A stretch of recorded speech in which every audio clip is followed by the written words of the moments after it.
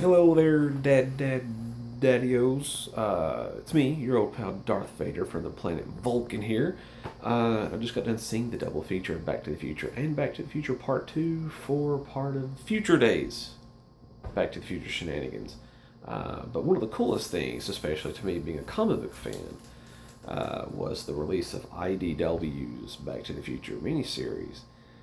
So let's take a dive into that. Alrighty, you can already tell by the cover here that we have some amazing art in store for the series. The cover was done by Dan Schoening. As we can tell here, we have characters and scenes depicted from the first film, including Libyans right there. And what's already cool about this series is that we get not only one story, but two stories already in the first issue. The first story is it takes place after the events of Back to the Future Part 3, and it deals with when Doc Brown and Marty met for the first time. And from the get go, we're already getting nods to the original series. Right here, we have Needles as portrayed by Flea in Back to the Future's Parts 2 and 3. There's an SO line for you. Nobody calls me Chicken Needles. I mean, come on. Come on. Probably my favorite nod in the book is Rat there, the town drunk, just kind of hanging out in a corner there. If I hadn't turned the page far enough, I probably wouldn't have seen him. But there he is. There he is. Another nice nod to the film series. Think, McFly, think. And of course, this time, Marty's saying it to himself, so that's pretty fun. And on the next page, we do have one of Doc's crazy contraption machines, which is a nod to the beginning scene of the first film. And another good nod to the first film is Einstein's overflowing dog bowl.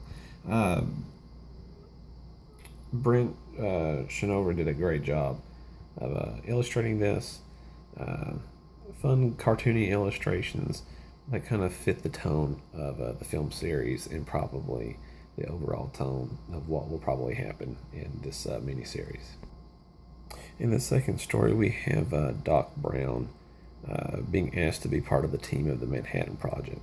The art here is done by Dan Schoening, who does an amazing job. He also does a great job of doing some homages to the original film series. Here we have some Bluebird records, and of course those are the records that Marty walks past, or the record store Marty walks past in the first film. We also have Doc's saxophone, a cat clock, and his swordfish. So those are all fun little nods there. And what's an IDW debut comic without a butt ton of exclusive variant covers to collect? Oh boy, kids, collect them all. But that about wraps it up. What did I think about the comic book? No, with nostalgia value and just the quality of the comic book itself. That B minus. I feel that Dan Schoening's art should have been the overall main story art in there, except for the instead of the side story in the back. Um, there's no point in having the cover artist not be the prominent artist. I've always thought that. But other than that, no, it's fun. It's fun to see. It's fun. It's gonna be fun to see this journey unravel. Um, I will say that I do plan on trying to locate a blank cover of this because I would like to toy around with the idea of who I would like to have make a custom illustration for me on the cover. That'd be fun. I have no idea who I would want, but we'll figure that out. But when it comes to the comic book itself, should you buy it? Yes, if you're a big Back to the Future fan like I am. But can you find it? I hope so. From what I've read online today, it's already been they've already commissioned it to go into second printing, which is really good for them because they've made their bank on it because they've had to spend a lot of money to get the licensing. So other than that, pick it up, we'll see how it turns out. Hopefully, IDW will do some crazy crossovers with it, like they do with everything else. Maybe some X-Files. I would love some Back to the Future X-Files crossover. That'd be fun. But no, I'll pick up the comic book.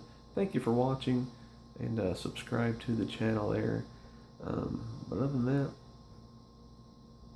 see you later. And where we're going, we don't need roads. Bye.